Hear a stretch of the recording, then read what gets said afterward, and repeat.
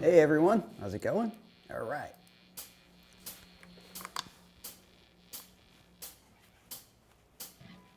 Long click.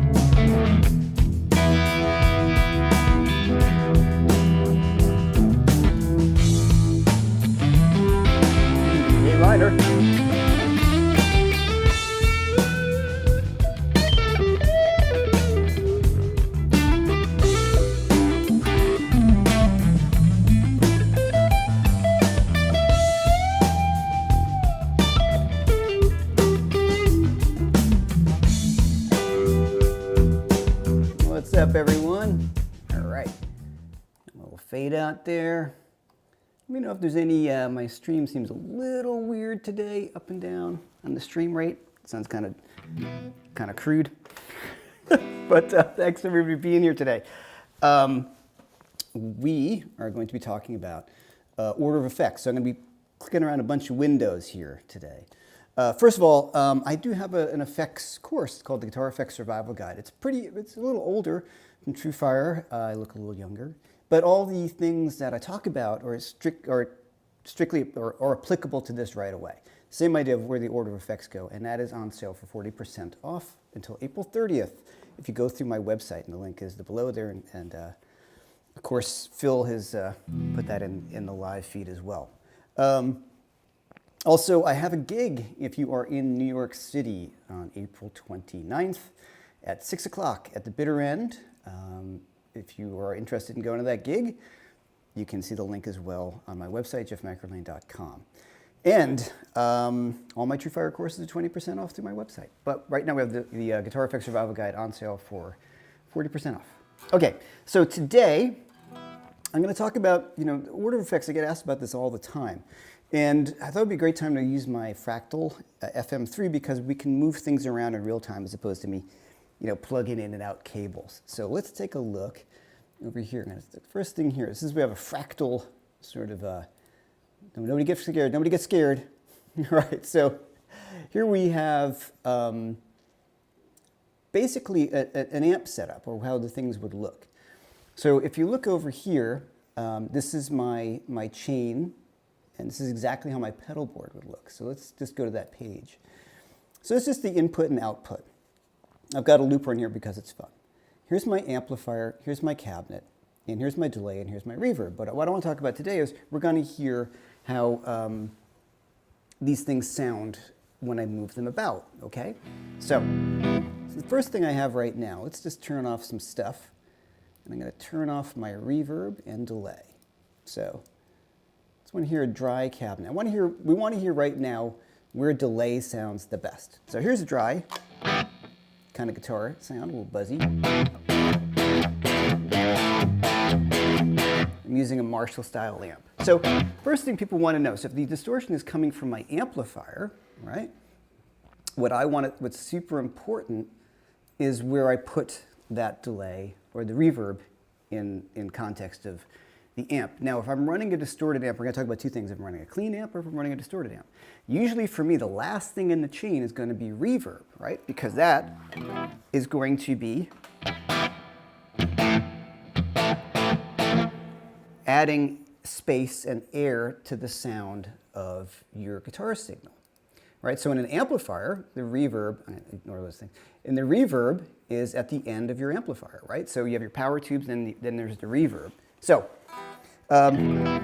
let's hear what reverb sounds like ahead of distortion. So I'm going to crank up the reverb a little bit here. This is really important. So here's my reverb,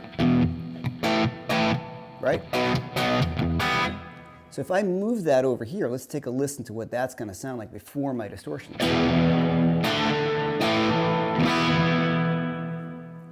Kind of ugly, right? Because what you're doing, if you look at it this way, reverb is a very light effect, right? So when we're distorting an amplifier or an overdrive pedal, we're pushing our signal out. And the reverb is a softer signal, right? So what happens is you're pushing reverb into distortion. It gets kind of ugly sounding, depending on how hard you push it. It's a cool sound if you want that sound. It's a very particular sound. But traditionally, it's going to go to the end of the chain. Because what happens is reverb is a time effect, right? So what happens is here's your amplifier, it's getting the sound of your distortion box, and then you're adding reverb after that. So it's adding fake, reverb to your already produced signal. If you put the reverb in front of it, you're trying to push this kind of lighter output signal of reverb into your overdrive, and it gives it this sound. Right? So that can be kind of cool if you want it for an effect, but now if I just move that back here in the chain, right, it sounds like where you would probably want to have reverb. And I know that's where I want to have reverb because it can get really ugly. And I'm sure you guys have experienced that, right? You're playing your amp and then you put something in, you step on your boost pedal and sometimes the reverb gets really loud and overblown. And this is one of the reasons why. So it depends on where you have it in your chain. Okay, so delay is a similar kind of thing. So let's just talk about delay for a second. So I'm going to put on some delay. I'm going to turn off my reverb. And here's my... All right, so I'm going to turn the delay up so you can really hear it.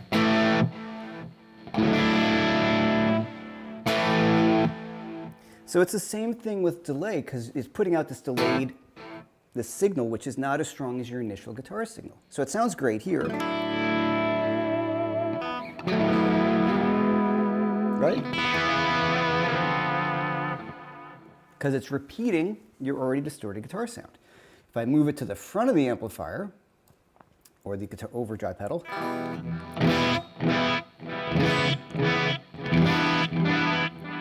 right, it can be really a bit loud, and it can also,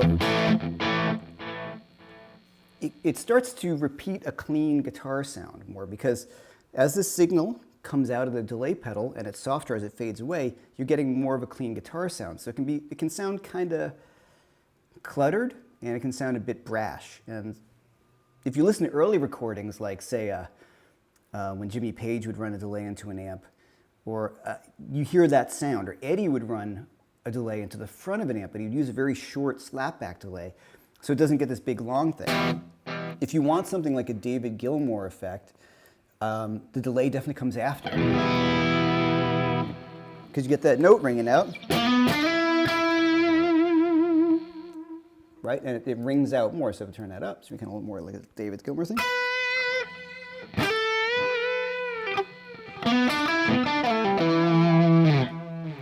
Right? So if I put that ahead, so let's hear it back and forth, put it in front.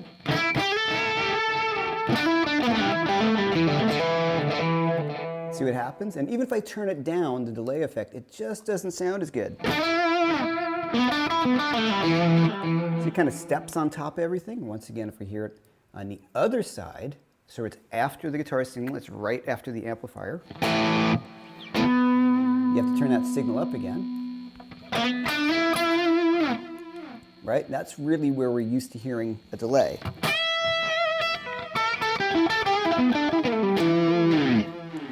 Right? So that's something to really think about. Now, let's imagine, a lot of guys might not have an amp with an effects loop or like this FM3 or something like this. Let's imagine that your amplifier is your distortion box, right? Because that's what we're emulating, as a distorted amplifier when we use a distortion box. So what I look at and what I think about when I'm doing this, let me get my window, is here's my distortion box, right? If I'm running a clean amp, so you act like this is a clean amp, for instance, or this is my distortion box, I should say, and I'll show you how that would work in a minute anyway. We want to have those time-based effects after that. So when we start putting together a pedal board, which we can do in a minute virtually, we'll see how that's going to work. So usually reverb and delay most commonly comes after the amplifier for most common, more modern guitar sounds. Peter Green, for instance, didn't have reverb in his amp, so sometimes on some of those recordings, the reverb was a reverb unit in front of the amp, and it gets a really big, lush sort of sound. But one thing, if you really pay careful attention, when he turned up more gain, when he turned up louder, he turned off the reverb unit because it would become too messy and mushy. So that's something that's really important where this stuff goes. Okay, so, all right, so now, just some quick overviews on some of this stuff. I'll go back to this here, sorry. We're going to put an overdrive pedal. So here's my basic guitar sound, right? And let's just say I want to get a little bit more of a boost, some overdrive. So when we use an overdrive pedal into an amplifier, especially an already distorted one, we do what's called gain staging. So that's what we're going to do, is we're going to send out a signal into our distorted amplifier and push the front end more. And this is a traditional way to do it, like if I'm running my Marshall and my two rocks, it's already kind of broken up, and I'm going to push the front end harder. So what I'm going to do here is if I turn on my drive, which is just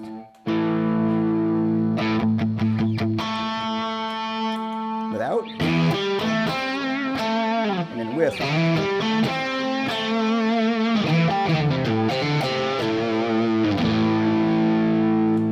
So if we look at what's going on in this virtual drive, really what I'm doing, which is kind of fun when we look at it, is I know this is all kind of crazy. I'm just really, I got the level pretty high. Like, you have to think about how you would want to do this. You have to experiment. So very often, if we look at, just say, like a regular overdrive pedal, which I have one somewhere, that's clear cut looking. All right, hold on one sec, guys. All right, if I take this sort of my clon with hair on it,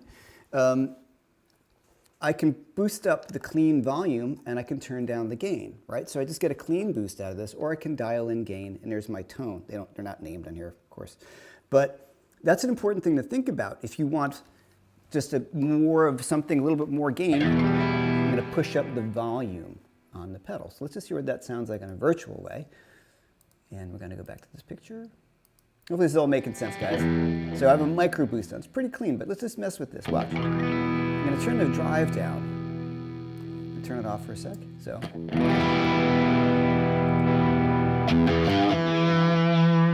the level is pretty high. So this is our volume.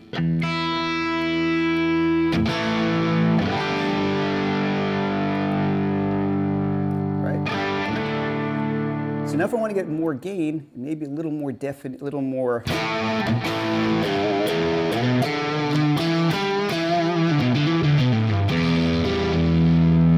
Right now, sometimes when you start to do that, things can get a bit fuzzy or lumpy on the low end, right?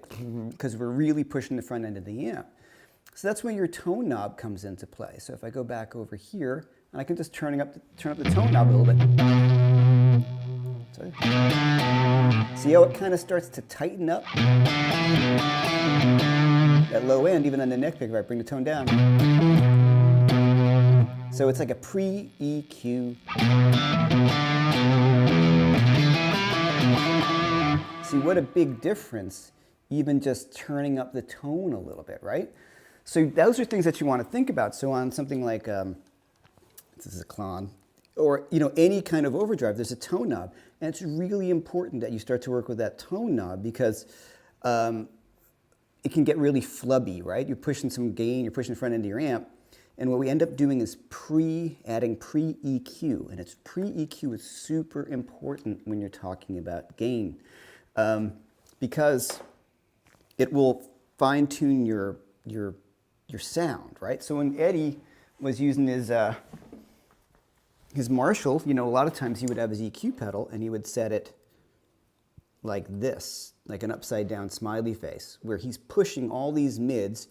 Marshall can be very bright, and he took out a lot of the high end, so he's just pushing the front end of the amp and pushing the mids to kind of really refine the tone and make it more direct sounding.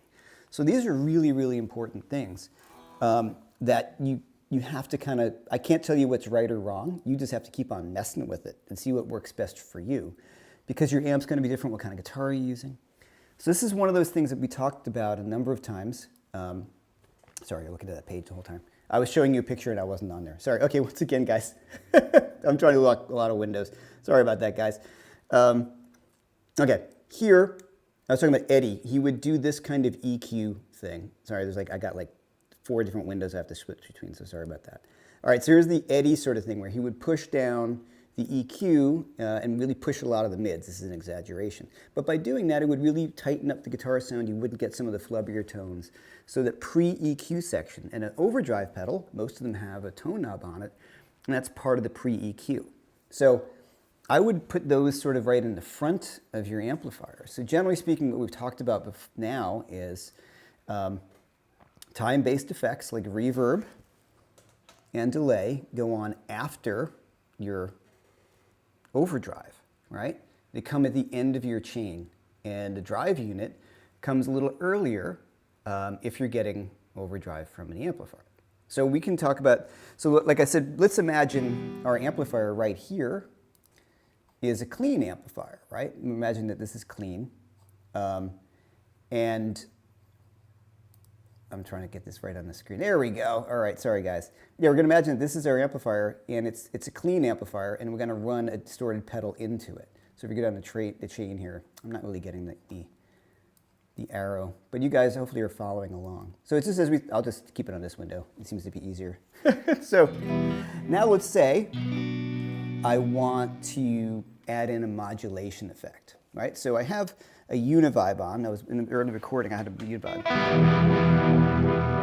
Now, this can be up to you where you want to put that. Turn the delay down a little bit. It's kind of a lot. Now, let's listen to the both. Now, I love Jimi Hendrix, of course, as we all do. Now, when Jimmy was playing, his univibe became before his amplifier because the amplifier was distorting, right? So this is the sound.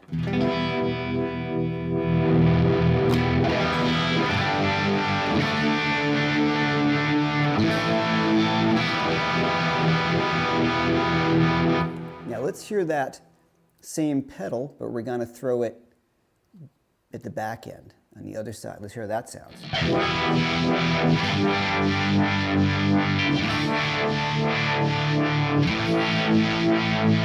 It's really different, right? It's much more effecty, like it's really very different sounding, especially if you're using gain. Now once again, right in the front of the chain where I like to put it. Turn off that drive.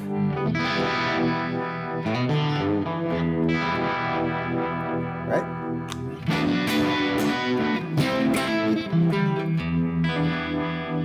And once again, we'll move it to the after the distortion.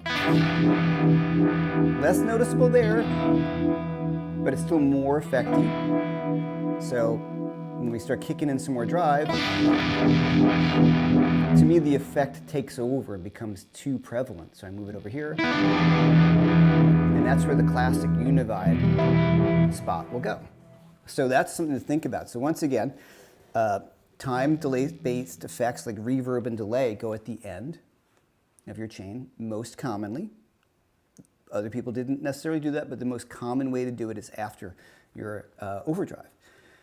Now, something interesting like a chorus pedal. So let's just add in a chorus pedal, and we can hear that. Sorry, let me turn this on. I'm going to add in a chorus pedal, and there's different sounds. A chorus, something a little more subtle, like a chorus, can go before or after. Here's after.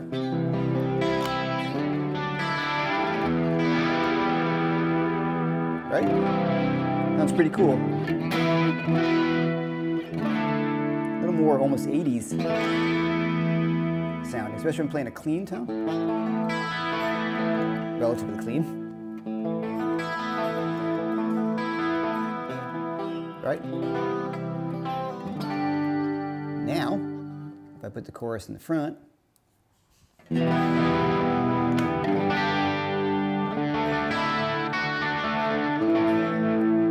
takes on a different sound. For me personally, I prefer those kind of pedals before the amplifier, before overdrive. I just love that sound, as opposed to a little after.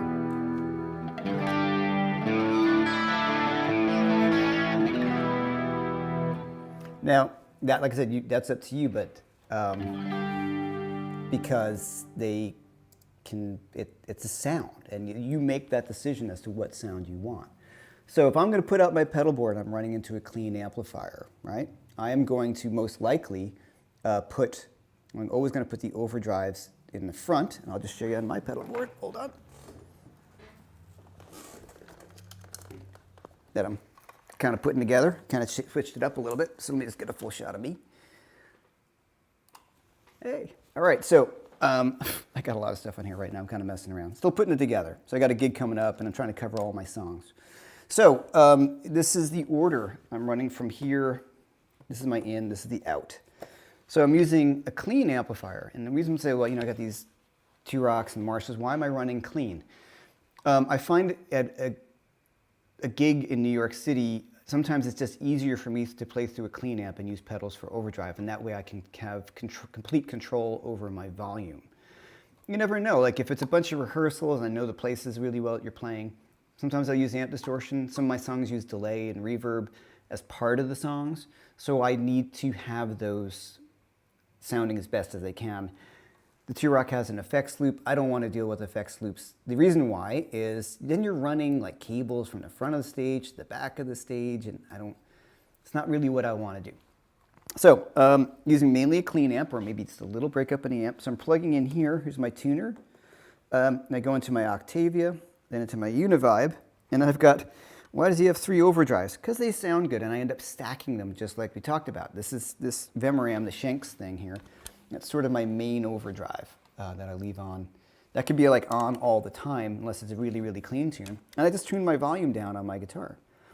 This is that Nordvang, it's a Klon side, and this is a Blues Breaker pedal.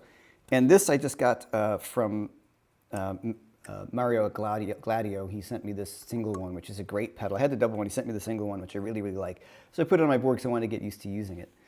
that comes out, and that goes into my delay. And then I put the super trem, the tremolo last, actually. I like the tremolo after delay.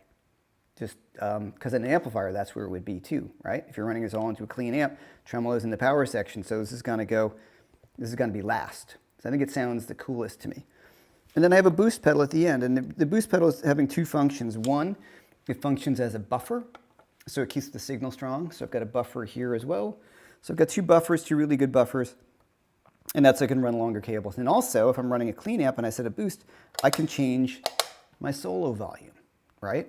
So I can turn, if I want to boost things up a little bit and just hit the front end of the amp a little harder to get more volume, I could do that. If I were to put something like this before my distortion pedal, it would give me more distortion and more compression, and it wouldn't boost the volume. It might boost the volume, but it's going to give me more distortion. I don't want that. I just want a little more volume. So that's what the boost is for. And sometimes I don't even use this because I'm so used to using it with the pedals. I just like this because it's a nice option, and also it's got a really good buffer in it. There's lots of really good buffer boost pedals out there. So that's kind of what I'm doing. And the reason why I showed it to you guys on the Fractal, one, I think it's a great unit, but it's also, you can hear it much easier than me plugging in and unplugging pedals, and you know what I'm saying. That's a lot. So let's talk about some questions, and then we can hear things if you guys want to hear some stuff. So let me look at some of the questions. Once again, thanks to everybody for being here as always. I super appreciate it. Let me get my pop-up chat window going. Okay, I'll go from the top. All right, the roll call is, of course, David Cromwell, Stan Stamos, what's up, my knees hurt. Jason Carter, how you doing? Kevin Kasami, sorry if I mispronounced some of these names. Hey, Bruce, thank you very much for the top chat. Thank you so much. I really appreciate it. Thank you. Let's see what else we have. Oh, Keith made it. Keith wasn't sure he was going to make it today, but he made it, so thanks so much for being here, Keith. Keith and I have a cool, fun video coming out I just play guitar on the track. Keith's doing all the work on the history of the burst, so I'm looking forward to that. He's been working his butt off on all this stuff right now, I could tell. So, as he always works his butt off. Phil Jones, how's it going? Jeff Harper, I'll get to all these questions. David Skinner, hi, what's going on, man? Robin Allman. All right. Brad, what's up, Brad Romans? Evie, what's up? How you doing? Quincy, Thomas Ross. Keep on going to the list. A lot of the same people. It's great. It's good to see you. Matt Gibson, what's going on? I saw Angus Clark here. Angus, thank you for stopping in, dude. All right. So let's get some questions, and we can talk about how this stuff works. Once again, I have a whole course out in this in TrueFire. It's 40% off today through April 30th. On just give you full examples and how to set your pedals and what order they go in. All about running into a clean amplifier. So, yeah. I get asked these questions a lot. So, all right. What if you don't have an effects loop? Okay, this is Tom Annette. Okay, I think I started talking about that. Like I said, I don't want this to run again. I don't really use effects loops that much. They're really cool. I'm not saying you shouldn't. I think effects loops are really great if you have a rig that you have a lot of time to set up and you're really into effects. I just find it much easier, even though these amps get great distortion, I'll record with that, but very often on gigs, I'll just run the effects into the front and use overdrive pedals. Because the effects loop's just another thing to think about. And every time I've tried to use them, I think they ultimately sound better, but every time I tried to use them, most of the gigs I end up doing, like in New York, you're just setting up and you just start playing. So I just found that a pedal board with some overdrives you really like into a nice clean amp, good clean platform amp is the easiest way to go. But if I'm recording, I'm going to use the amp reverbs. And also when you're recording, you're adding the reverb after the fact, so it's just like having it in effects loop. People are super effect heavy, they're going to use an overdrive, they're going to use the effects loop. Like none of my, like Robin doesn't use the effects loop, he just doesn't really like it. Like Grissom uses old Marshall, he doesn't even have an effects loop in his amp. I remember asking about it, he's like, nobody uses those. The only problem with an effects loop is if you like a sound like David Gilmour, like I do, a nice long delay, you can't really get overdrive, the amp distortion and a long delay to sound good. So that's why I just often forgo it. If it's a blues gig, I don't even think about it, but everything's in front of the amp. It's kind of easier.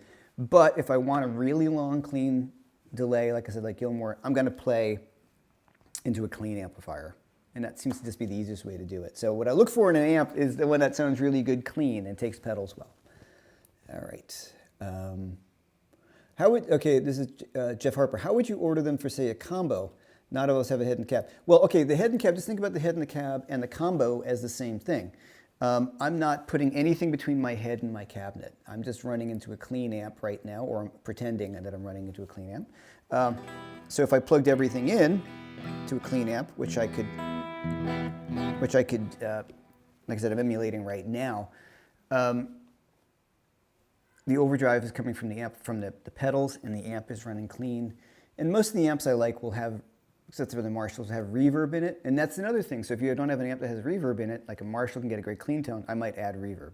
Now, just to contradict myself one little bit here, sometimes if I have an amp that has an effects loop but has no reverb, which I don't own, but they do exist, like a Friedman, I had a Friedman for a while, it was a great amp.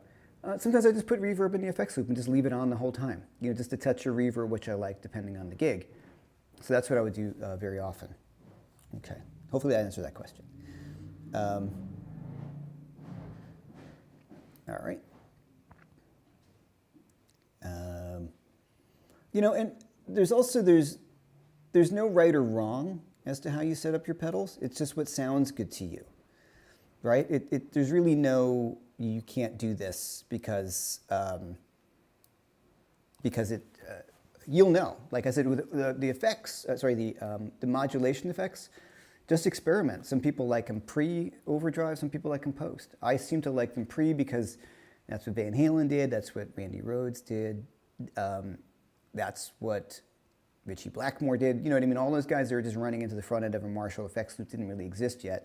And Eddie, like on, say, Unchained, that is into the front end. That's before the amplifier. It's got a certain sound, and I prefer that. So when I think about Univibe, I think about Hendrix, and that's the sound. Okay. Do you have any rotary effects that you put pre or post? Okay, Real Leslie is post. And this is from Phil Jones. But the effect is kind of like modulation, so maybe therefore after, well, why don't we hear it? Okay, let's take a listen. This is the fun thing about this fractal, besides it being a pretty cool unit, of course. Let me pull up the fractal. And where is my page? Okay, so I'm going to put in, let's put it right here. I'm going to put in a rotary. There we go, let's hear it.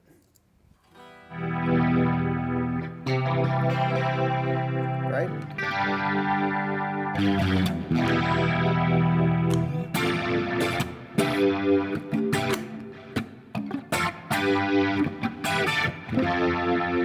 So, pretty cool. So now let's put it before overdrive and see what it sounds like.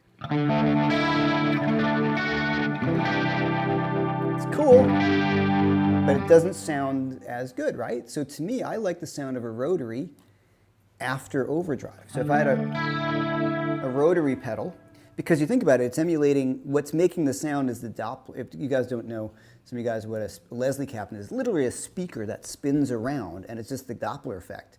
There's no, it's like a fake chorus. Well, it's a real chorus, I guess, in terms of the world, but it's an analog real life chorus. So it's a spinning speaker, and it does that. So the way I look at these things in my mind is, well, where would that be in a real world? In the real world, if you're playing through a distorted amplifier or you're going into that, that's going to be your speaker. So that's after. That sounds most natural to me. So those rotary pedals that I have, which a lot of really great ones, I would probably put them after the overdrive, because it'll sound like that, as opposed to, once again,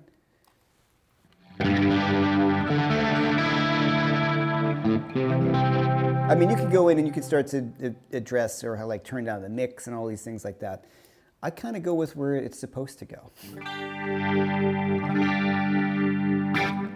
Now, I put the delay after it, you know, because you want to repeat the sounds of the delay. you want to repeat the rotary delay sounds as opposed to delay the rotary sounds. But once again, this is all up to you. You want to experiment with these things, but this is kind of traditionally where it would go. All right. All right. There's a lot of questions here. Great. Okay, Richard, sir, how do you dial in your clean amp to take pedals best? Pretty flat. Like I said, I have a little overdrive on the amp here, but let's say I'm going to try to go to a clean amp here. Cleaner. All right, let's just clean this up. And these are fake pedals, of course, you know, but you know, I would just set it up that maybe where it's just kind of, you know, not overdriving, but just a nice full sound.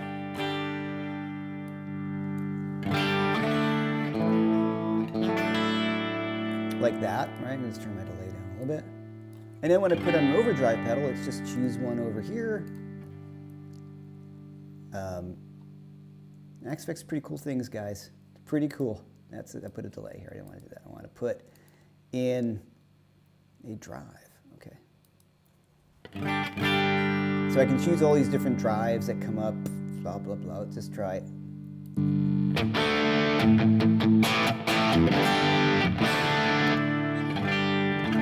So I have a really sort of flat guitar tone, like really just a nice full warm, fairly flat sound. And then when I want to put on the overdrive, I set the tone from that.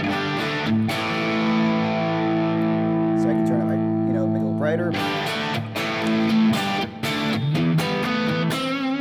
Right?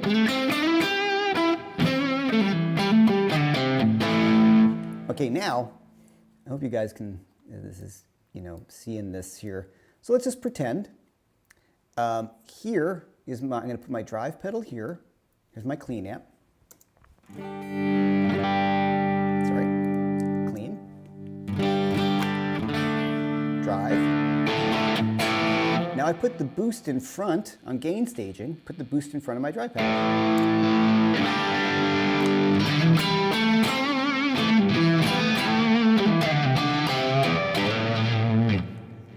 So what I end up doing is gain staging.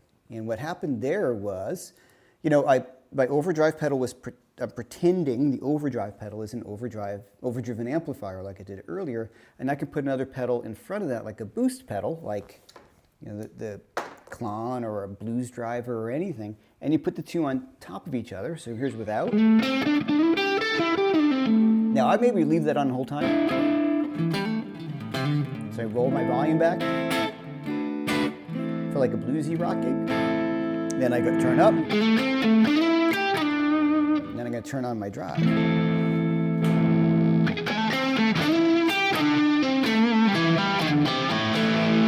For kind of like a lead situation or something a little heavier. So hopefully that makes sense how I run it into a clean amp. The clean amp is just the pedal platform, as they call it, and I'm going to set it as flat as I can. So it's not going to interfere with the pedals. Certain amps, like people will argue with me. All right, like say AC30s are not my favorite pedal platform because they're very mid-forward. I love the sound of AC30s, but they're not a nice kind of flat, clean sound is good. Fenders are really good. I find Marshalls to be really good as well. I love my Super Lead as a clean platform because it gets a great clean sound. If the amp is very mid-forward like an AC30, I don't love them with pedals if you want to get a lot of different sounds out of it, right? If you're playing a rock gig and you throw a few pedals in front, it's going to be a very specific sound, but I find the EQ architecture of the amp to be less pedal friendly. And then you find, this is the annoying thing, certain pedals just don't sound good on certain amps. Good general pedal I found that sounds really good on a lot of amps is just the full tone OCD. It's been around forever, very affordable pedal. The one I love is the Shanks ODS. That's my favorite overdrive overall for like amp in a box, just leaving it on or turning it on and off. And I'll step in other pedals in front of it because I just find it to be really Marshall-y. I don't know, it's got a touch of Dumble-y stuff. It's based off of Nobles, I've heard. I really like it. So that's mine, one that I really like. But like I said, inexpensive stuff, relatively speaking, a full tone OCD, you really can't go wrong with that pedal. And it takes other pedals really well, and it goes into amplifier as well, which is really important because sometimes you do that and you're like, this pedal sounds terrible into this amplifier. All right. So this is from Charlie Lamson. Ever use compression, and if so, do you have a recommendation? I don't really use compression that much because I often play with overdrive on, and it's a slight bit of compression in it. When I say overdrive, I don't necessarily mean a lot of gain, but something that pushes it. I've never had a lot of luck with compression. If I play slide guitar, I will use compression, and I learned that from Sonny Landreth, who's a good friend. And Sonny was like, I said, we were hanging out, and he's got his pedal board. I'm like, do you ever? Oh, I use compression. He's like, oh, you never turn off the compression. Like, and he turned it off. He's like, no, like, because when you're playing slide, it really lets the notes ring out. And part of Sonny's tone and Lowell George, compression's a big part of the sound because it, lets the note really ring. If you're not playing at super high volumes, like Duane Allman was just playing at super high volumes, so that's a big part of it.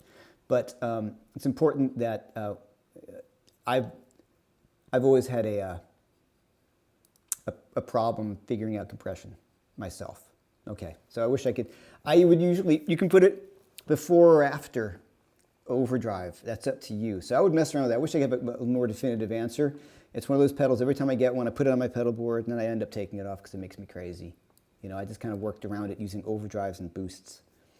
Okay. Fender amps don't have effects loops, so all the pedals come in the front. Is this the same approach? It's exactly the same approach. This is from Jack Dirk. I'm sorry if I pronounced your name wrong. Fender. Yeah, right. This is the way I run it. When I run my T-Rock or a Fender Deluxe Reverb or a Princeton, I'm just running it with a clean amp. I use the amp's reverb, and I just run my pedals into the front of it. I do that in New York. I use my T-Rock. I run it like a clean Fender.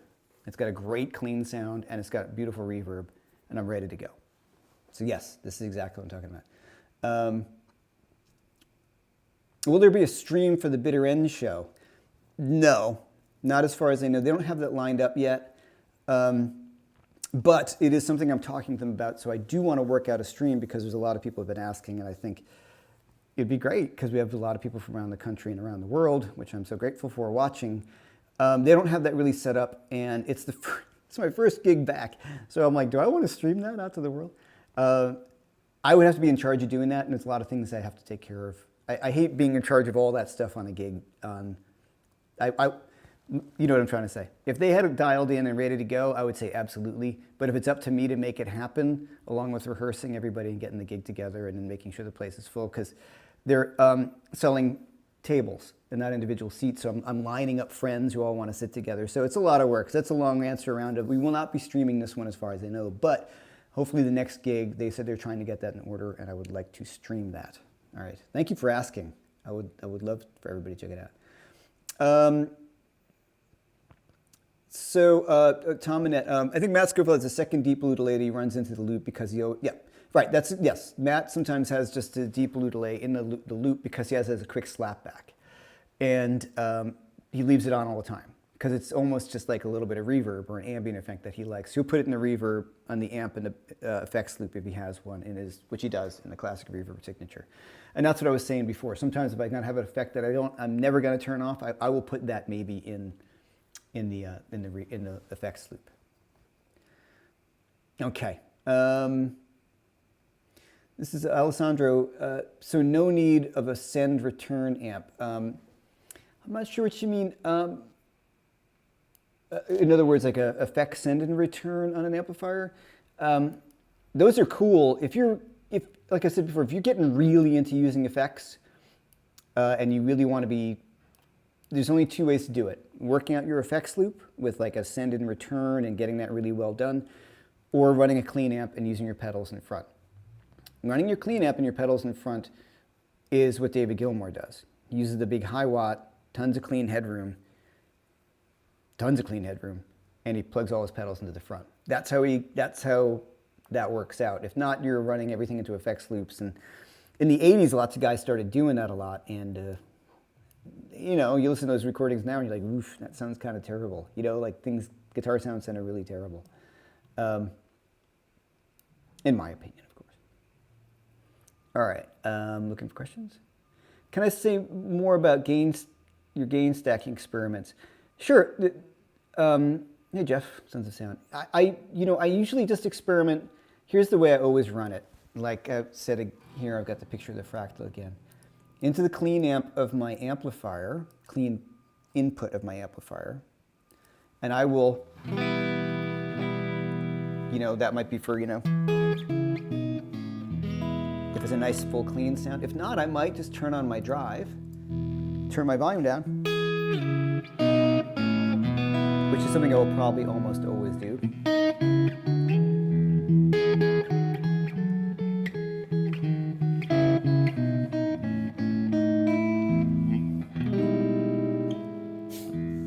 Okay?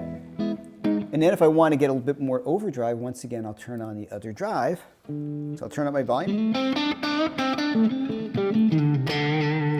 Then I turn on overdrive.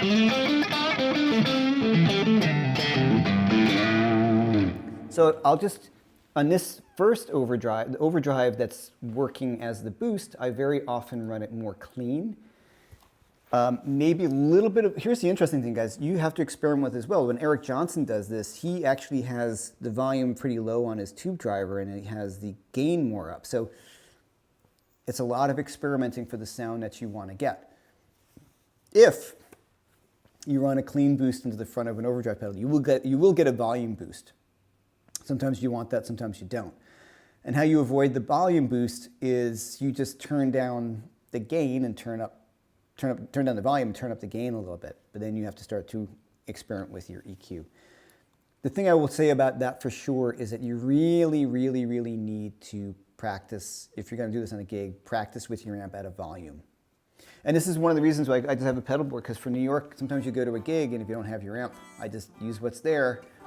And very often it's like if I'm on the road, which hasn't happened in a while, and you're renting amps, I sometimes just ask for like a Blues DeVille because I just know what it sounds like clean and I run my pedals into it. That's what Michael Landau does. He just on the road, he got so sick of, you're asking for a Marshall and you get like one of those ones with 18 rows of knobs and you're like, oh no, what do I do with this?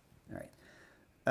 My Guitar Effects Survival Guide, once again, guys, 40% off. And I see some of you guys hitting the tip jar. I really appreciate that. Thank you very much. I really appreciate that as well. Thanks. Okay.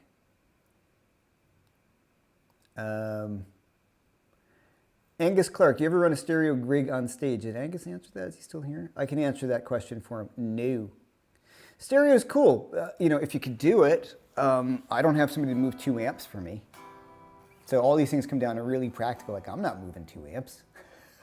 It's a big enough pain in the butt, moving 1, especially in New York. So I'll answer for Angus, no. And then you would need a stereo PA if it's a bigger gig, which I'm sure the Trans-Siberian Orchestra, which Angus does play with, probably does have a stereo PA, but no, he does not run a stereo gig as far as I know. Okay, Bruce, I recently got a Les Paul Standard 50s with Alnico 2 pickups and Fender Blues Jr. Will the Barber Direct Drive give me that Marshall sound like you? Yeah. The video I did with Keith, check out Beano on a Budget. That was with the Barber Direct Drive. And that would be great because I was running into a Fender Princeton, super clean amp. So the Direct Drive is really great for a Marshall sound. So yes, I think that will get you that sound. Okay. I messed it up again. I'm sorry. I'm just shooting. Here's Evil Knievel. Evil's just feeling really left out lately. All right. So what's interesting, okay, this is from Kevin Kasmai. What changes, if any, would you make based upon the guitar being used? Solid state versus single, different humbucker. Oh, sure. Well, you got to change your settings. If you're using singles, well, let's hear it, right? So.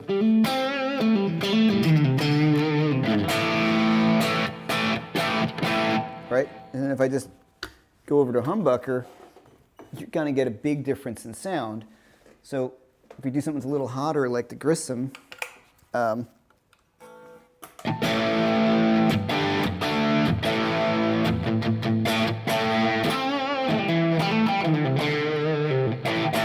way more output coming out of this. So I might, dial back the pedal a little bit. And that comes down with practice. You go in your rehearsal and you're like, okay, that's a bit too much. That's where a little bit of that blue tape on your pedal helps a lot. So that's too much.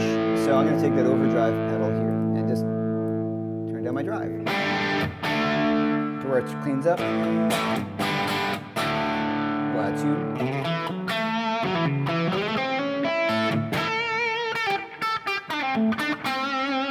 It's a little bit too much even for me for that. So, and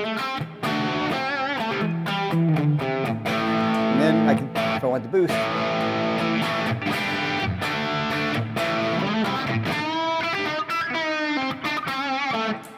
now, one of the biggest things we're leaving out of this equation is volume. The louder you get, the less gain you want. You just cut through better, it sounds better. The amp is kind of pushing, the tubes are doing its thing. Makes it much easier to play. So sometimes we're trying to make up for volume at low volumes, or make up for not having volume at low volumes. All right, look at that. I'm gonna find my questions again. Okay. Have you confirmed a live stream for bitter? Okay, nope. Yeah, there's no live stream for the bitter end. Once again, unfortunately not. I wish there were. Do you use the delay and plexi delay in parallel sometimes? In the FM3, I haven't really done that much yet. I just kind of set these things up. Somebody's asking about I'll give you an example. On the FM3, there's all these great presets, so you can start running things. Let me just find, I got some of these Pink Floyd presets, which are kind of a ton of fun. And then you can run things like in parallel and series and stuff, let me go back. So, or like, let's just go over here. Hold on, guys. I'm being an idiot. Where is it? All right, anyway. I'll run like hell. Let's hear that. So you got that kind of, so.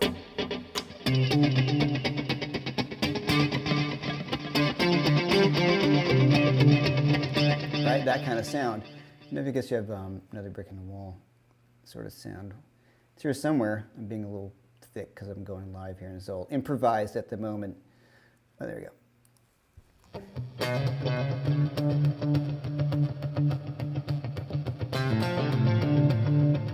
Right? That kind of thing. I'll probably get demonetized for that. Here, and I'm just running these. What's going on here is they're running those effects into parallel. So you're running a clean signal. It's like running a wet-dry rig, which I don't ever do because I don't want to carry that. That's another 2 amps. Michael Landau runs a wet-dry rig. Okay. Do I put the distortion before the wah or after the wah? I always, I put my wah before the distortion. I just kind of put it right in the front. I think it's, because it's a tone shaper, right? So if you're spreading the tone, a wah is just an EQ sweep, an active EQ. So if you're putting that into the front, it's going to sound, it'd be more effecty. It's more the sound that you're used to hearing. After overdrive can be very, very brittle, like because you're turning up that treble all that way. So, it could be a little weird. All right. Yeah, like I said, there's when I was talking about, BV's talking about Voxes there. Vox, I love Voxes. I just don't think as a pedal platform for clean pedals to get a wide variety of sounds, they're not my favorite. Okay. Okay. And, all right. Let's see what else we got here. I want to make sure I don't skip anybody's questions. Okay, what's your view on the Echoplex delay pedal? Currently have a TC flashback, considering changing it after hearing Dave Freed. I have the Echoplex delay pedal. I think it sounds great.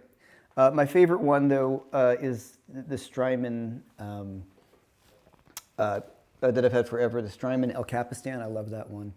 And the new UA one is supposed to be great too, but they're kind of pricey. But yeah, the Echoplex pedal is a really great sounding pedal, for sure. All right.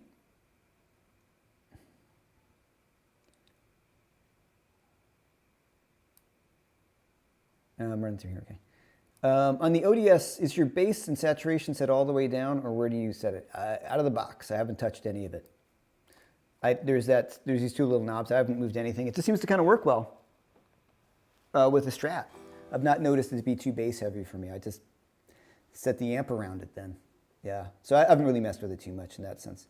What's your thought on the Line 6 M9 and HSFX or multi-effects units? I think they're awesome. I have an M9 for years. The only thing for me on gigs, I just like having an individual pedal that I can just change the knobs on. If I were doing like a pre-rehearsed show, like Angus Clark is on here where he does the Trans-Siberian Orchestra, he's just busy being a rock star on high risers that other people change the effects for him, and this is a rehearsed show. So for me, if I'm playing like a blues gig or playing with Robin, I like to just be able to oh, this room sounds kind of crappy tonight. We didn't with people in it, or I need more reverb, so I can just walk over to my amp and turn up a knob, or on the floor with my pedals, I just turn the pedal. Like using a Fractal on a gig like I'm going to be doing next week, it's not, that to me is not the kind of gig. I don't know it well enough. I don't want to deal with windows and menus and things like that. That's, for me, that would make me insane and scare the crap out of me. I guess if you're really, really good at it, that would be cool, or if you're well rehearsed, right? You have your band, you worked with it, you know what everything's going to sound like. But for me, usually just walking into the gig, you have a little sound check, and then you just hit. If there's any sound check at all. Most New York gigs have no sound check whatsoever. You just plug in and do a line check, and then you're like, okay, go. So that kind of sucks. So I avoid multi-effects units simply for that reason. Is the Fractal on a rack mounted unit, or it's the pedal one? No, my Fractal is the pedal one. It is the FM3, and it sits on the floor and it's this big, and I have a separate pedal to help me change patches. It's been a lot of fun. I really enjoy the unit. It's really cool. All right. Do you reconfigure your pedal board depending on what guitars you'll be using? This is from Bill. No, I don't. I will often reconfigure my pedal board, or I'll have certain pedals on my pedal board that will be in and out depending on what the gig calls for. But if we go back over here,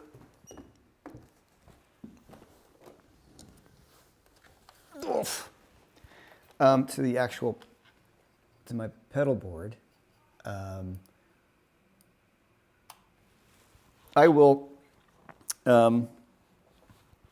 I have a noisemaker, the Octavia, right? I like having a noisemaker, especially playing with a trio. Often it gives me the Octavia Hendrixy sound. I like having a swishy effect, which is the Univibe, because some of my tunes have that, and I like it. Also, the Univibe has this cool little vibrato setting, and that's another sound that, and if you're playing with a trio a lot, I like to try to change up the guitar tone a little bit. I've got a few overdrives. I could take either one of these off. I just like, this is my staple kind of foundational overdrive. And I use these as boosts into this. So I just have this on because it's cool and I could fit it. And then sometimes you're on a gig, you're like, oh, that one actually sounds better tonight than that. And you're not sitting on your pedal board futzing around. Nothing worse than being on a gig and messing with pedals. It just doesn't look cool. Doesn't look professional for me. Hold on while I change this. Then I have my delay, and then I have a tremolo because I like having a tremolo, and actually there's a song on my record called Marta that has tremolo, and I really like it. So this is kind of it for my Les Paul or my Strat. This is it, and I want that. I don't want, to have to keep on changing up. Now, I have some pedals that I would like I have a big Violet Vibe Univibe, which is the amazing, beautiful sounding Univibe, but I can't fit it. So obviously sometimes it's like Tetris, and then I'm also very lazy. I'm trying to get the stuff as small as possible. Now, I could even do a gig with a smaller board than that, just when it's my band. If I'm going to sit in with someone, I'll just bring that, If I'm doing my music, I do want to recreate the sounds from the records as much as possible. All right. Oh, another guitar player. I'm sorry, I'm reading again. Another guitar. Well, it all depends. Okay, I said another guitar. Sorry, that's a good, I didn't read that correctly. So yes, would I reconfigure my pedals if I'm playing with another guitar player? Maybe not. No, probably not. But I would, if he's playing a Les Paul, I might play a Strat, or if he, vice versa. You know, trying to, depending on the music. But I will try to go for a different guitar sound than the other guitar player, which is sort of what happens with your hands anyway. But yeah, I will not change my pedal board, but I'll just try to get a different sound. I can't imagine trying to find park in New York and humping music in gear. Yeah, that's the worst part. That is the worst part. Yeah. So, all right. Is the what's a Google moderator? What is this? I have no idea what that means. Okay.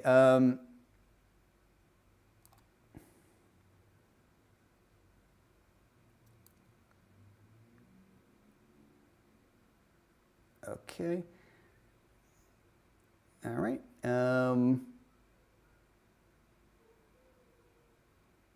Password was still, okay, there's some stuff going on here. I'll figure out afterwards.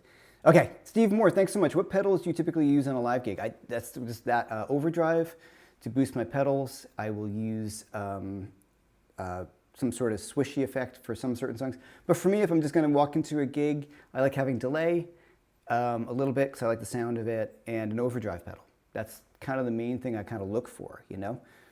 Okay. What pedals do you typically use on a live gig? That's what I just got to that. All right, there's some stuff going on here with Phil. Thanks for taking care of all this, Phil. All right.